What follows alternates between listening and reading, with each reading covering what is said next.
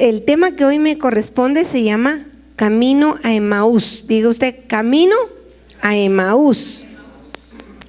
Y le voy a pedir que por favor me acompañe al libro de Lucas, Emaús, que estaba a 60 estadios de Jerusalén.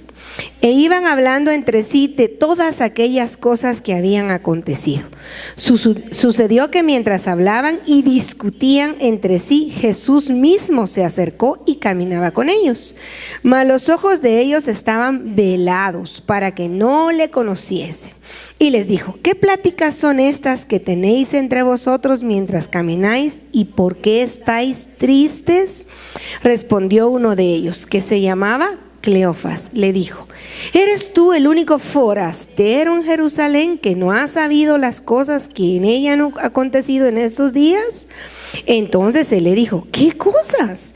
Y ellos le dijeron: de Jesús Nazareno, que fue varón profeta, poderoso en obra y en palabra, delante de Dios y de todo el pueblo, cómo le entregaron los principales sacerdotes y nuestros gobernantes a sentencia de muerte y le crucificaron. Pero nosotros esperábamos que él era el que había de redimir a Israel. Y ahora, además de todo esto, hoy es ya el tercer día que esto ha acontecido. Aunque también nos han asombrado unas mujeres de entre nosotros, las que antes del día fueron al sepulcro. Y como no hallaron su cuerpo, vinieron diciendo que también habían visto una visión de ángeles y quienes dijeron que él vive.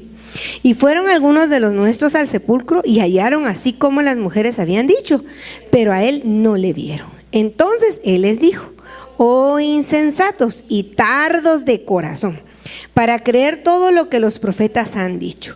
¿No era necesario que el Cristo padeciera estas cosas y que entrara en su gloria? Y comenzando desde Moisés y siguiendo por todos los profetas, les declaraba en todas las escrituras lo que de él decía. Llegaron a la aldea donde iban y él les hizo como que iba más lejos. Mas ellos le obligaron a quedarse diciendo: quédate con nosotros, porque se hace tarde y el día ya ha declinado. Entró pues a quedarse con ellos. Y aconteció que estando sentado con ellos a la mesa, tomó el pan y lo bendijo y lo partió y les dio. Entonces les fueron abiertos los ojos y le reconocieron, mas él se desapareció de su vista. Y se decían el uno al otro: ¿no ardía nuestro corazón en nosotros mientras nos hablaba en el camino y cuando nos abría las escrituras? Y levantándose a la misma hora volvieron a Jerusalén y hallaron a los 11 reunidos y a los que estaban con ellos, que decían: ha resucitado el Señor verdaderamente y ha aparecido a Simón. Entonces ellos contaban las cosas que les había acontecido en el camino y cómo le habían reconocido al partir el pan. Muy bien, tome asiento entonces ahora, por favor. Ahora, después de haber leído este relato, pues vamos a acompañar y vamos a tratar de ilustrar segmento a segmento, versículo a versículo, la situación que estaba ocurriendo en ese entonces. La historia habla de un par de personas. Podríamos aplicarlo una pareja, un par de amigos, dos personas. Pero aquí de una se sabe, se dice que se llamaba Cleofas, el otro no tenía nombre. El nombre de Cleofas significa padre honrado, honra de padre. Así, eso significa Cleofas. Y esta historia dice que hablaban de lo que estaba aconteciendo en lo último, y me parece que, no sé si usted, pero yo con mi esposo hablo mucho de las noticias, hablo mucho del acontecer nacional, nos ponemos a dialogar y algunas veces a discutir. Y esto no era una excepción en ese momento. Y dice la Biblia que en lugar de estar en Jerusalén, estas personas, dice que iba camino de 60 estadios, que es más o menos 11 kilómetros lejos de Jerusalén. Entonces ellos iban caminando, se iban alejando. Y yo no sé usted, pero algunas veces yo podría comparar a Jerusalén como el centro de la fe. El centro de quién soy, mi identidad en Cristo Jesús. Y cuando ellos ven que la situación está saliéndose de control, que no era lo que se esperaba, empiezan a alejarse y alejarse y alejarse y empiezan a hablar, pero dice la Biblia que después empezaron a discutir. No sé usted, pero a mí me pasa que cuando me empiezo a alejar de Dios y de todas y cada una de los principios bíblicos, ya no hablo. discuto. Gracias a Dios. Eso solo me ocurre a mí. Pero muchas veces nosotros discutimos, ¿verdad?, férreamente con alguien por la situación, el acontecer que estaba ocurriendo o que ocurre en nuestras vidas. Y es que recordemos que la Biblia nos dice, ¿verdad?, nos aconseja: airaos, pero no pequéis. O sea, no está mal enojarse. Muchas veces yo me enojo con la situación que estoy viviendo y hago cambios. Digo, no, esto no me vuelve a pasar. Y soy de las que dice: a mí me pasan cosas malas una vez en la vida. Y me enojo conmigo misma por no haber sido más prudente.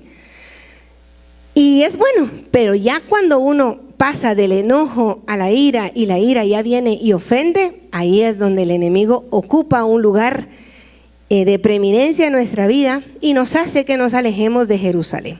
Entonces estas dos personas, gracias, tenían una situación, estaban esperando algo. No sé si recordarán que leímos que ellos decían: nosotros esperábamos que Él fuera el Redentor de Israel. Y la verdad es que lo que pasó fue que en lugar de redención se murió. Y no sé si a usted le pasa, pero hay situaciones en mi vida, especialmente cuando yo me hice cristiana, pues me hice cristiana en un tiempo en donde a uno le hacían creer que si uno entregaba su vida a Jesucristo, todos los problemas se iban a arreglar. Nunca más iba yo a tener problemas con mi casa, ni con mis hijos, ni económicos, ni nada. Entonces acepte a Cristo y tenga dinero para siempre, ¿verdad? Así decían. Y mire, y todo fue dicha y felicidad. Y eso no es cierto. ¿O hay alguien aquí que nunca más volvió a tener un problema después de que aceptó a Jesús en su corazón? Yo no he vivido eso. Yo he tenido problemas y muy serios, pero siempre con Jesús de mi lado, que eso ya es diferente. Yo ya no lo paso sola, ya lo paso cubierta, yo ya lo paso en confianza, ya lo paso en fe. Dios me responde, no me da lo que yo le pido, pero sí lo que necesito. Entonces estos dos estaban esperando, ¿verdad?, salir de esa hegemonía, de ese imperialismo que tenían los romanos sobre los israelitas en ese entonces, sobre los hebreos. Y pensaron y pusieron en Jesús sus esperanzas de cierta forma. No sé usted, pero posiblemente su camino de Emaús es esa desesperanza. Pues yo me hice cristiana hace un montón y antes bien me va peor.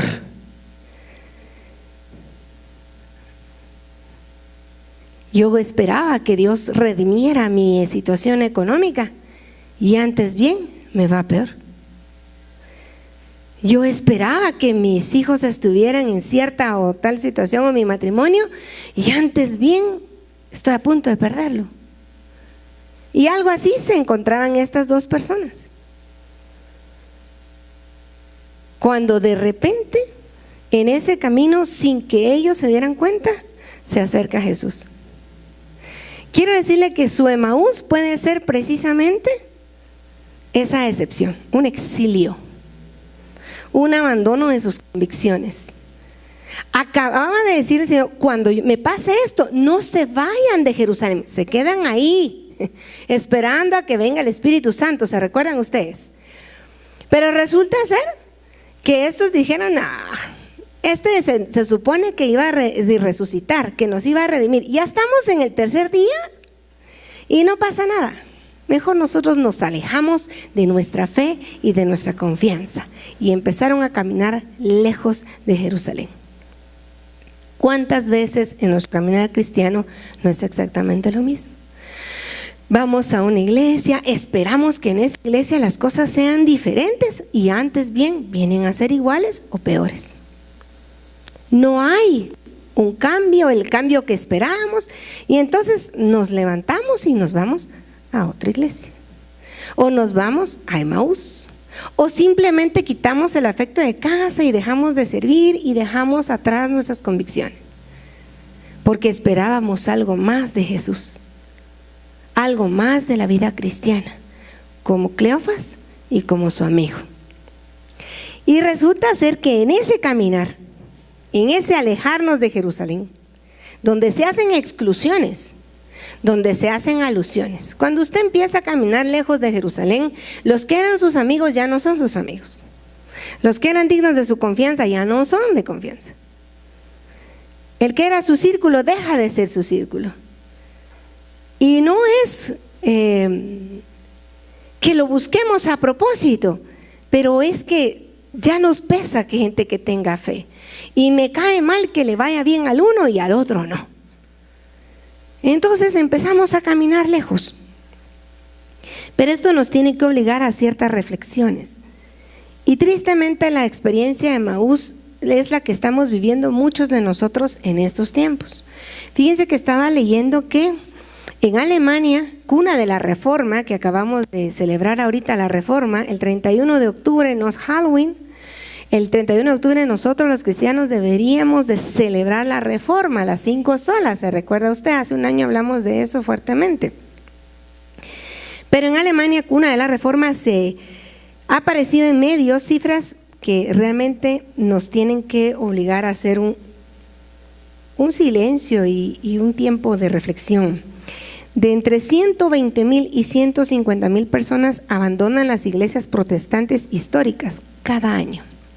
La iglesia católica presenta cifras análogas e incluso superiores. Algunos de los edificios son vendidos y destinados a albergar restaurantes, oficinas, pistas de baile.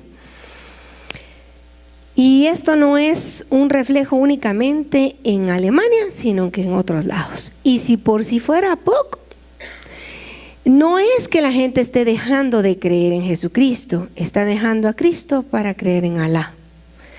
Los musulmanes están haciendo su trabajo. Están haciendo su trabajo, están sacando el cristianismo y están institucionalizando el Islam.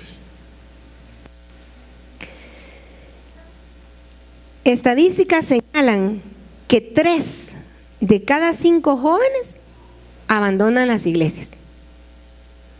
Fíjense, me asustaba porque dice que son personas que han sido instruidos en el contexto de la palabra, de espiritualidad, instruidos en campamentos, en encuentros, no les ha faltado la palabra, pero 3 de 5 a cierta edad abandonan el evangelio, se van de la iglesia. Es decir, hablábamos con la pastora Evelyn, estábamos cenando y decía, yo le pido a Dios que mi hijo tenga una experiencia personal con Dios y que no sea una fe heredada, me decía ella. Y creo que esa tendría que ser la oración de todos nosotros, ¿verdad? Porque no tiene ningún sentido que nuestros hijos vengan aquí obligados.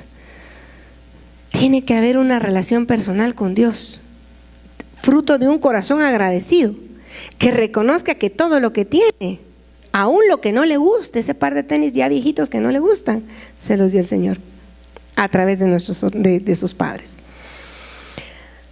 Así que esto, pues quiera que no, a cualquiera produce desencanto. Ir a una iglesia en donde te ofrecen el oro y el moro y resulta ser que no hay nada. Ir a una iglesia en donde dicen que hay milagros, pero no se hacen milagros. Ir a una iglesia donde escuchas predicar a un pastor o a una pastora y resulta que viven exactamente lo contrario, eso produce desencanto. Eso hace que caminemos hacia Emaús. Eso hace que empecemos a hablar y después a discutir entre las familias. Yo les quiero contar que no todo el tiempo nosotros vivimos un tiempo de búsqueda de Dios. Hubo un tiempo en que decidimos caminar a Emaús. Estábamos en una iglesia, estábamos sirviendo, siempre Dios nos ha permitido servir, pero estábamos desencantados. Entonces mi esposo empezó a decir, bueno, voy a poner un equipo de básquetbol, perdón. Y entonces en lugar de ir él a la iglesia, yo me iba con mis hijos a la iglesia y él se iba a jugar básquetbol. Y empezó él su camino a Emaús. Y de repente dije, ay, yo tengo que estar peleando con aquellos para ir, no, yo también voy a empezar a hacer lo mismo, ¿verdad? Entonces, miren que su papá se va a esto y nosotros nos vamos a otro lado. Pero yo bendigo a Dios porque siempre hay alguien que nos habla en tiempo y fuera de tiempo. Y nosotros siempre, aunque no íbamos a la iglesia, teníamos una fuente de palabra, que era el altar. Eso lo hemos hecho desde que mis hijos tienen conciencia. Entonces nosotros decíamos, bueno, no vamos a la iglesia, pero vamos a hacer altar en la casa. O sea, palabra mis hijos van a tener. Entonces hagamos altar, ¿verdad? Pero de repente como camino a Emaús, un poco decepcionados también, dejamos de hacer altar. Una semana sí, o 2 no, una semana sí, 2 no. Y de repente se empezaron a instalar las discusiones en mi casa, otra vez. Los gritos, una mala expresión, una mala palabra. De repente empezaron a ocurrirnos cosas extrañas, pues que chocábamos un vehículo, que llegaban y de repente había un empleado que nos robaba. Empezó a haber un portillo en mi casa. Mira, camina Emaús. Íbamos hablando de Dios, íbamos creyendo que Jesús tarde que temprano iba a hacer las cosas, pero no estábamos en Jerusalén.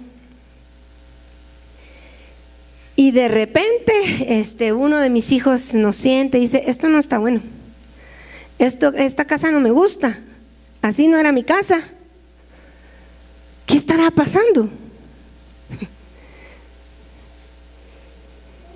Pero Jesús, al igual que en ese entonces, tenía un genuino interés en nosotros, especialmente cuando nos alejamos de Dios, cuando decidimos ya no venir a la iglesia, que la verdad es que si tenemos un devocional personal y una búsqueda, no afectaría tanto.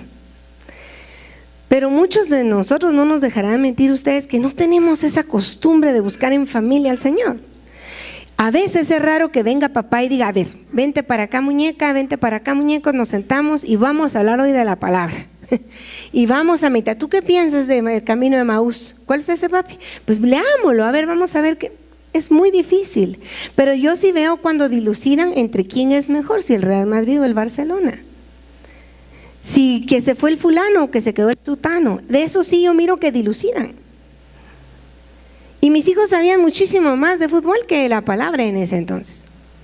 Vergüenza para mí, pero es la verdad.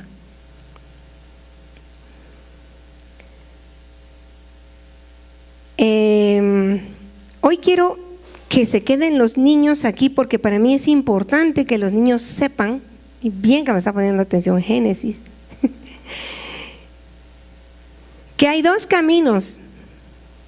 Uno que nos acerca a Dios y uno que nos aleja. Y siempre el camino más fácil, más bonito, va a ser el que nos aleje de Dios. ¿Estamos? Ese es el camino más bonito al principio, pero al final ese camino es sumamente doloroso, empedrado, y siempre nos va a lastimar, y cuando lleguemos al final vamos a estar más lastimados todavía. Así que yo quiero pedirles que cuando sus papás no quieran venir a la iglesia o no quieran orar para comer o para bendecir los alimentos, sean ustedes las atalayas y les digan: no, hoy es día del Señor, papi y mami, vamos a buscar de Dios, pero es que no podemos porque estamos enfermos. Bueno, está bien, entonces mami, Brendy, vamos a leer la palabra juntos. A mí me ayudó muchísimo esos centinelas en aquel entonces. A mí me enseñó mi hijo pequeño a interceder.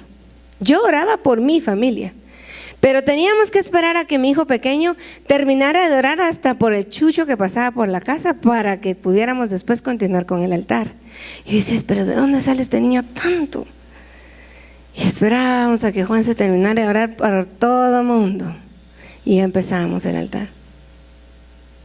Así que yo agradezco mucho, porque pues ahora tal vez ya no son tan centinelas, pero en el tiempo que tenían que hacerlo lo fueron con nosotros. Pero continuemos porque no quiero aburrirlos. Dice la Biblia también que ellos llevaban el tiempo. No sé usted, pero cuando yo estoy bajo un problema serio, digo: es que ya llevo con este problema 20 años. Ya tengo con esta situación 3 meses. No hay modo que se arregle, no hay modo que consiga una secretaria. Llevo 1 año. Yo voy contando el tiempo. Soy bien histórica. Y ellos también. Mira, Jesús murió y hace 3 días de esto. Y se supone que en 3 días Él resucitaba y no hemos visto nada. Hay unos rumores por ahí de mujeres, pero a nosotros no nos parece que sea así. cualquier parecido con nosotros, pues es coincidencia, ¿verdad? Pero llevamos el tiempo, llevamos contabilizado cuánto tiempo llevamos en tal o cual problema. Y Jesús caminándonos nos empieza a decir insensatos. No era necesario, pues, no dicen las escrituras que era necesario que sucediera esto o lo otro. ¿Sí? A mí lo que hoy quiero dejarles en su corazón, yo le pedí al Espíritu Santo que me ayudara, es que usted puede estar en camino de Emaús, lejos de su centro de fe, lejos de sus convicciones, desencantado del Evangelio, desencantado de nosotros como pastores, desencantados de la iglesia de Jesucristo, desencantados de ver que las cosas no cambian.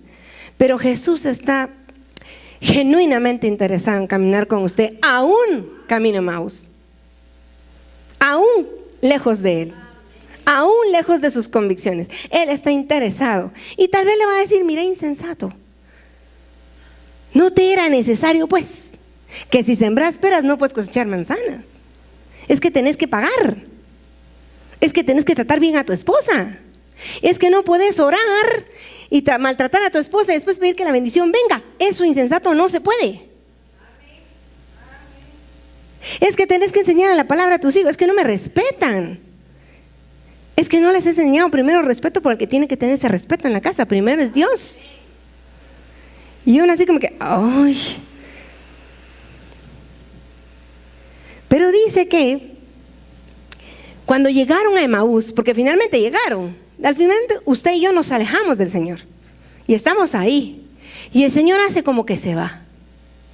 Y yo no sé usted, pero a veces cuando yo estoy en las situaciones más oscuras de mi vida, siento como que Dios siguiera de largo y que no estuviera conmigo.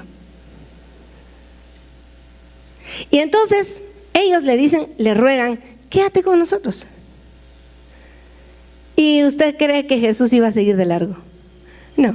Si Jesús vino a salvar lo que se había perdido, a demostrar que no eran los mejores, sino los que Él perfeccionaba para su obra. Por eso es que usted y yo estamos aquí, porque no éramos aptos, porque no teníamos la capacidad, porque éramos rementirosos, mal hablados, transeros, malas personas, viles. La Biblia así lo dice. Pero Él dijo: ¿saben qué? En esa cosa yo me voy a perfeccionar, en esa debilidad yo le voy a dar fortaleza, para que se vea mi obra y no la de esa persona.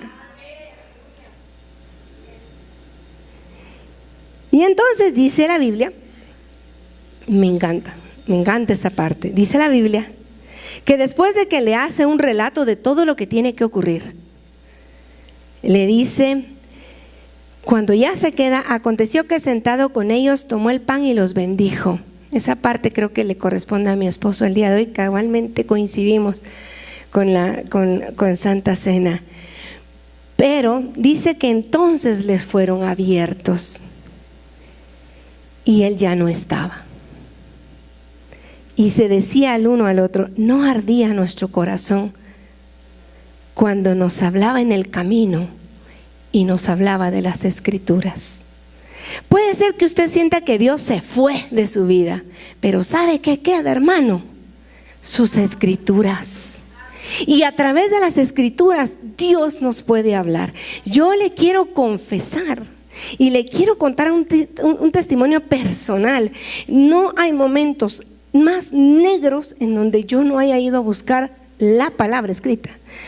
Aprendí a no buscar profetas. No estoy en contra del ministerio profético. Vale la pena tener un profeta o dos o tres en la congregación y cerca de uno. Pero la palabra profética más segura es la palabra. Y cuando yo estoy en medio de una angustia, de esas que usted si se mueve tiene miedo si agarra a la derecha o a la izquierda, o cuando usted tiene tanto dolor que le cuesta respirar. ¿No ha estado usted así? Yo sí. He tenido unas angustias, hermanos. Me han atravesado de pecho a espalda. Y normalmente las personas que más amo. He pasado por unas circunstancias tan adversas en salud. Ahorita estoy pasando una situación adversa de salud. Hermana, pero ¿y no que usted es pastora, pues? Si las personas tienen que vivir en victoria vivimos siempre, porque vemos a Jesús en todas las circunstancias y confirmamos que Romanos 8:28 se cumple, y todas las cosas que le ocurren a los hijos de Dios obran para bien, conforme a un propósito, pero pasamos penas y aquí estamos. Yo le digo al Señor, yo no sé qué vas a hacer tú, Padre. Tengo una rodilla destruida. Quienes saben mi historia y quienes les pedí oración, completamente destruida. La resonancia dice que está destruida, que ya no hay tejido ahí, ¿sí? La derecha, la izquierda de 15 años. ¿Cuál es la razón? Seguramente tiene un portillo abierto. No, hermana, he trabajado toda mi vida desde que tengo 20 años de edad y tengo 45. No me avergüenzo de mi edad porque por poco y no cumplo ni 30 con el cáncer. Y resulta ser que trabajo, ¿no? Y trabajo con un aparato que se llama reostato. Y ese aparato, con los años, fue haciendo lo que hace a cualquier persona humana de carne y hueso: deshacerle el cartílago. Entonces estoy en una encrucijada. O Dios hace un milagro, o yo dejo de trabajar. Y en condiciones normales, pues una pastora podría dejar de trabajar, ¿no? Pero yo no, porque el Señor nos mandó a hacer biocupacionales. Yo no soy carga para ustedes. Tengo que trabajar. Entonces, y tengo que trabajar porque tengo un hijo que está en la universidad y el otro que se va el otro año. No puedo dejar de trabajar. Y podrían decidir: voy a caminar a Emaús. Señor, yo te sirvo, yo hago esto. ¿Cómo es posible que ahora que yo más te busco, que esto? O decirle al Señor: yo no sé qué vas a hacer tú, Padre. O tú me sanas, o me mandas plata, o yo no sé qué haces, pero yo y mi casa serviremos a Jehová. Y pase lo que pase, sienta lo que sienta, no tengo tiempo para estar sentada. Tengo mucho que hacer. Y de veras, es testigo quienes viven en mi casa, que no son mi familia. Óigase, algunos jovencitos que llegan ahí a la casa, que no me han visto ni triste, ni enojada, ni perturbada, porque yo sí sé en quién he confiado. Usted sabe en quién ha confiado. ¿Sabe usted que tiene un Dios que es un hacedor de maravillas? Y que es oportuno, es un oportuno socorro. Y eso estoy esperando, un oportuno socorro. Bueno, yo quiero pedirle el día de hoy: no pierda su primer amor.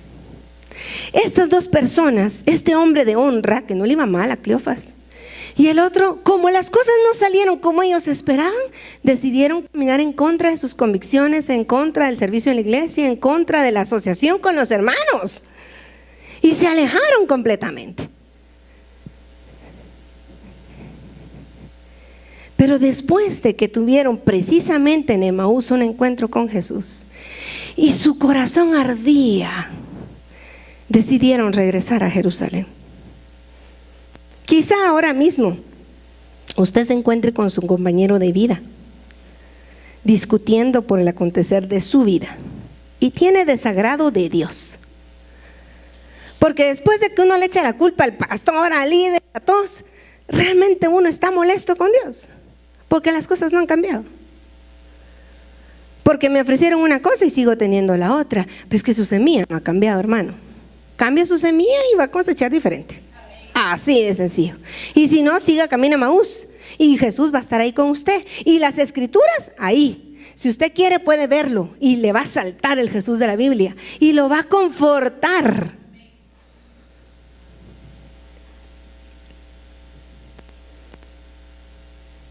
Y puede ser que tenga la oportunidad, como tuvieron ellos, de ser bendecidos cuando se dio el pan y el vino. Y venga usted a esto, ya no y lo mire como un rito, sino como una invitación de parte de Dios a decirle: yo estoy contigo. Aún quieras irte de Jerusalén, yo estoy contigo. Yo no te voy a dejar, yo no te voy a desamparar. Y entonces dice la Biblia que regresaron y le contaron a los 11 apóstoles y a toda la gente que estaba ahí, ¿saben qué? Jesús también se nos apareció a nosotros. Se regresaron de Emaús, y cuando usted encuentra a ese Jesús que salta de la palabra, usted busca con quiénes estudiar la palabra. Ustedes buscan con quién, y si no, el Señor le busca trabajo. Fíjense que nosotros estábamos llevando un grupo que se llamaba Palabra con Café. Humanamente yo me canso, porque siempre tengo que estar leyendo la palabra, siempre. Entonces yo dije, ay, qué rico, ¿verdad? Ahorita ya en noviembre, diciembre, vacaciones. Y hermanas, vacaciones, el último grupo la semana pasada, y yo dije, qué alegría. De repente estaba en un restaurante y me encuentro a una conocida que estaba peleando la batalla de la fe con el cáncer. Y cuando la encuentro me gozo realmente de verla bien, y me dice, quiero aprender la palabra, me la enseña. Claro que sí, hermana. No le digo hermana. Claro que sí, fulana. ¿Qué día quiere? El martes. Ay, Dios mío, esa fecha que me diga. ¿Y a qué horas quiere el curso? A las 8.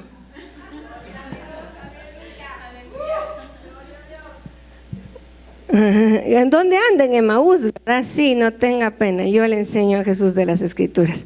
El martes a las 8 en la clínica tendré mi grupo de una sola persona. Y antes de Palabra con Café yo estaba de relajada, porque por mucho tiempo tuve un programa de radio, Hablando con Dios se llamaba, y era el martes de 8 a 9. Y cuando yo siento que ya voy a entrar en vacaciones, el Señor dice, no, mamadita linda, no te dejé en esta tierra para que haraganíes. Enseña la palabra, enséñale a las Escrituras que Jesucristo es el mismo de ayer, de hoy y de siempre. Y entonces regresa uno a Jerusalén. Sí, fíjense ustedes que Dios también a mí se me apareció y también me hizo un milagro, y Dios la va a sanar a usted el cáncer, aunque yo no sé si lo va a hacer de mi rodilla. Pero después de eso hay buenas noticias. Después de que uno camina por Emaús, Dios se aparece. No solo en Emaús, sino cuando también estás en Jerusalén. Acompáñame entonces a la palabra y busquemos ahí el libro también ahí mismo en Lucas 24.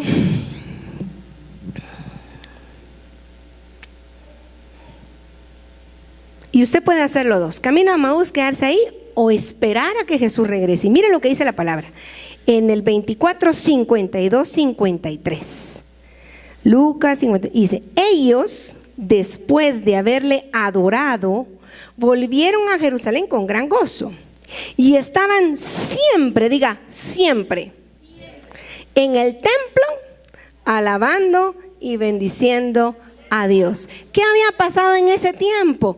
Jesús se había aparecido, y Jesús los bendice antes de irse.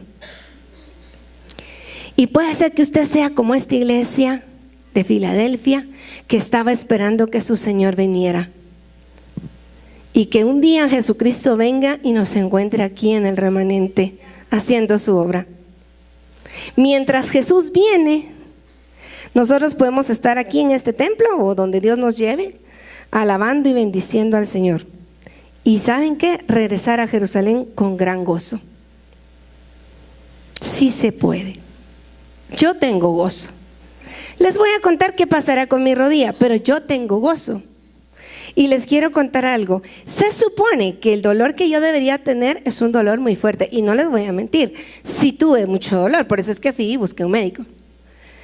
Pero un día que estaba yo aquí en mi legado, orando por mis hijos, y de verdad ya no aguantaba el dolor de estar. Imagínense ustedes, le decía yo a alguien, una persona que sirve a Dios sin poder doblar rodillas, es ridículo. Es como cuando me dio cáncer en la garganta. Imagínense una predicadora sin voz. Eso es imposible.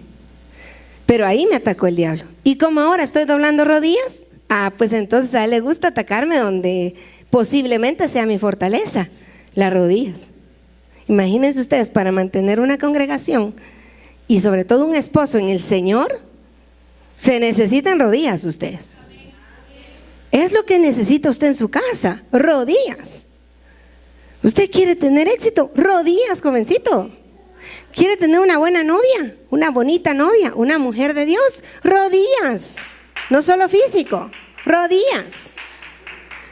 debería aplaudir porque necesita rodillas. Quiere tener una familia integrada, que sus hijos estén en sujeción, rodillas y vara, obviamente, ¿verdad? Rodillas y vara. Eso lo practicamos en la casa. Y también llévense un osito. Ya les voy a explicar por qué, un osito ahí. Quienes ya saben, yo tengo un osito ahí. Solo que yo no lo uso, yo sí doy directo. Me salto el osito. Quiere tener un negocio, quiere que le vaya bien, rodillas. Las rodillas significan arrepentimiento genuino. Perdóname, Señor, porque yo no lo he hecho bien. Pero si me das un día más de vida, te prometo que esta vez sí lo voy a hacer bien.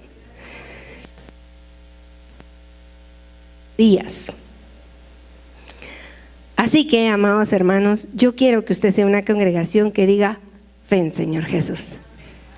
Que estemos en Jerusalén y a veces camino a Emaús, pero regresemos a nuestras convicciones. Se vale estar enojado, enójese, pero no peque.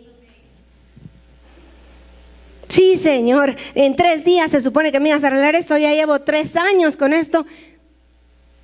El Señor parece como que se fuera, pero va a regresar. Ahí está, y está aquí.